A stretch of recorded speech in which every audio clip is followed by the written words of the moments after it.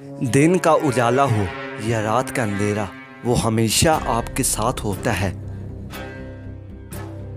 नज़र ना आने वाली वो खौफनाक मखलूक हमारे साथ क्यों होती है? वो हमसे क्या चाहती है? अगर वो आपके सामने आ जाए तो आप क्या करेंगे? इस वीडियो में हम इस पुरअसरार मखलूक का जिक्र करेंगे जो पैदाइश मौत तक हमारा साथी होता है।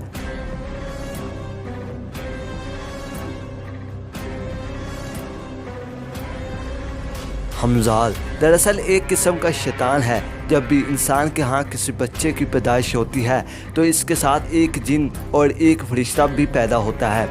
इस जिन को अरबी में वसावस और फ़ारसी में हमजाद कहते हैं।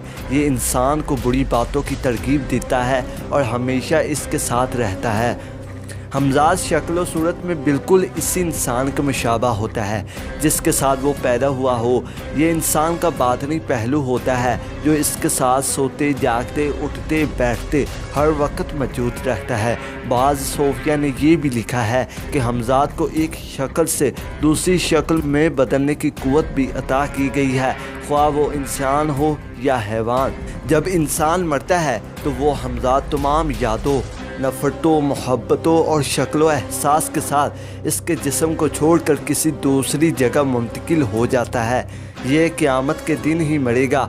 बाज़ लोगों ने लिखा है कि इब्लीस के साथ जो लोग रूहों से मुलाकात करते हैं और करवाते हैं वो इन हमजादों से ही करते हैं, क्योंकि रूह तक रसाई इंसान के इख्तियार में नहीं होती। हमजाद के मुतल्लिक़ एक मशहूर हदीस जिसे इमाम मुस्लिम ने नकल किया है वो कुछ यूँ है कि हज़रत अब्दुल्ला इब्न मसूद ने बयान किया कि रसूलुल्लाह सल्लल्लाहु अलैहि वसल्लम ने फरमाया, तुम में से हर एक के साथ एक शैतान यानी हम शक्ल जिन मुसल्लत कर दिया गया है। सुहाबा ने अर्ज़ किया, या रसूलल्लाह, क्या आपके साथ भी?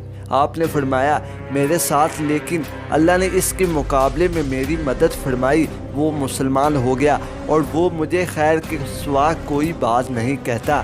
कुरान और हदीस के मुताबिक जिन्नात और शैतान गैब की खबरें जानने के लिए सीढ़ी की तरह आसमान की तरफ जाते हैं ताकि अल्लाह पाक जो अपने फरिश्तों को वही बयान कर रहा है इसको छुप कर सुन ले। इस वक्त अल्लाह के हुक्म से इन पर शहाब साकिब यानी मेट्रोइड्स गिरते हैं जिससे ये बाहर खड़े होते हैं।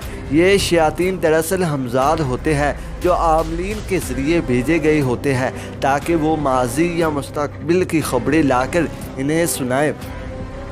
हमजाद से राब्ता एक इल्मी फ़न है जिसे काबू करने के लिए ख़ास वज़ाइफ और चिल्ला काटने पड़ते हैं। बाज़ आमलीन ने ख़ुद अपने हमजाद को काबू करने का दावा किया है, लेकिन हमजाद को काबू करना बहुत मुश्किल काम है और अक्सर इस बात के दावेदार झूठे और मकार लोग होते हैं, लेकिन ये अमल नामुमकिन नहीं है। बादशाह शाहजहां के दौर का एक मशहूर वाक़या कि दिल्ली में एक मुत्तकी और इबादत गुजार आलिम रहा करता था। इसने बहुत मेहनतों मशक्क़त और रातों तक चिल्ले काट कर अपने हमजाद को काबू कर लिया था। जब इसने देखा कि वो हमजाद इसके लिए हर नामुमकिन काम को मुमकिन कर सकता है तो इसके दिल में शैतानियत पैदा हुई और इसने इस हमजाद को हुक्म दिया कि पूरी रूए ज़मीन में घूम कर मेरे लिए एक ऐसी खूबसूरत दोशीज़ा लड़की को ले आओ जो हुस्न व जमाल में बेमिसाल हो। हमजाद मुल्के रूम गया और वहाँ से खूबसूरत हसीन शहज़ादी को उठा लाया। हमजाद ने इस लड़की को इस आमिल के सामने पेश कर दिया।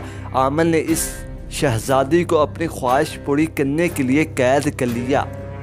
जब हमजाद ने देखा कि वो आमिल इस शहज़ादी पर बहुत जुल्म करता है और इसकी हालत बद से बदतर हो गई है तो हमजाद को बहुत अफसोस हुआ और ये एहसास हुआ कि इस लड़की की इस हालत का ज़िम्मेदार वो खुद है। लिहाजा एक दिन इसने इस लड़की से कहा कि मैं तुझे इस ज़ालिम से आज़ाद करवाऊँगा और इसका काम तमाम कर दूँगा। हमजाद ने इस शहज़ादी से कहा कि वो आमिल जब कमरे में आए तो इसके आने से कबल इस कमरे में रखे पानी के घड़े को ज़मीन में उंडेल देना। दरअसल हमजाद और आमिल के दरमियान ये माहदा था कि वो कभी नापाकी की हालत में ना रहेगा, इसलिए आमिल सोने से कबल अपने बिस्तर के चारों तरफ हिसार खींच देता।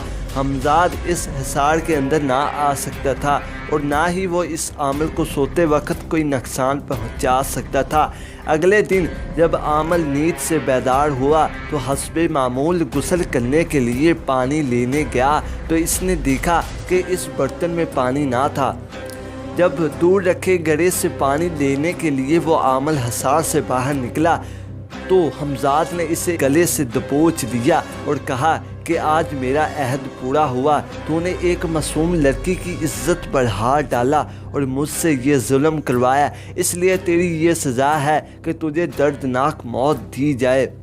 یہ کہہ کر اس حمزاد نے اس عامل کو چھت کی دیوار سے دے مارا، اس کا سر پھٹ گیا اور وہ لہو لہان ہو گیا اور کچھ دیر تڑپ تڑ کر وہی مر گیا۔ اس طرح بہت سارے عاملین ہیں جو حمزاد سے غیر شرعی اور حرام کام کرواتے ہیں، لیکن جب وہ اس حمزاد کے غضب کے شکار ہوتے ہیں تو ان کا انجام عبرتناک ہو جاتا ہے۔ ناجائز کاموں میں حمزاد کی مدد لینا، کوئی حرام فعل کرنے کی نیت سے حمزاد کو قابو کرنا یا مال و دولت کی لالچ وغیرہ کے لیے حمزاد سے کام لینا نہ صرف انسان کو دنیا میں تباہ و برباد کر دیتا ہے بلکہ اس کے لیے آخرت میں بھی دردناک عذاب ہے۔